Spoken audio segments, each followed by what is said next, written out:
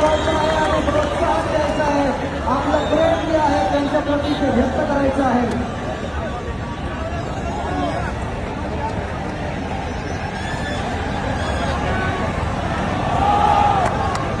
अरे बजरंग, अरे बजरंग.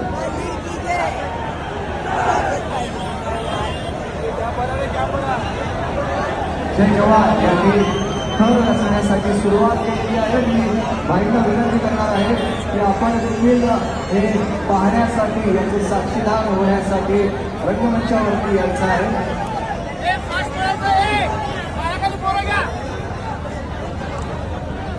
दहीहंडी म्हणजे सराव, दहीहंडी म्हणजे विश्व मैत्रीचा, दहीहंडी म्हणजे रक्तमालिकेची नाती आणि माणसं कमवणारा सण, दहीहंडी म्हणजे संघर्ष, दहीहंडी म्हणजे मेहनत, दहीहंडी म्हणजे एकता, एकनिष्ठपणा, दहीहंडी म्हणजे एकाकी, दहीहंडी म्हणजे जिंक, दहीहंडी म्हणजे धैर्य, दहीहंडी म्हणजे सराव.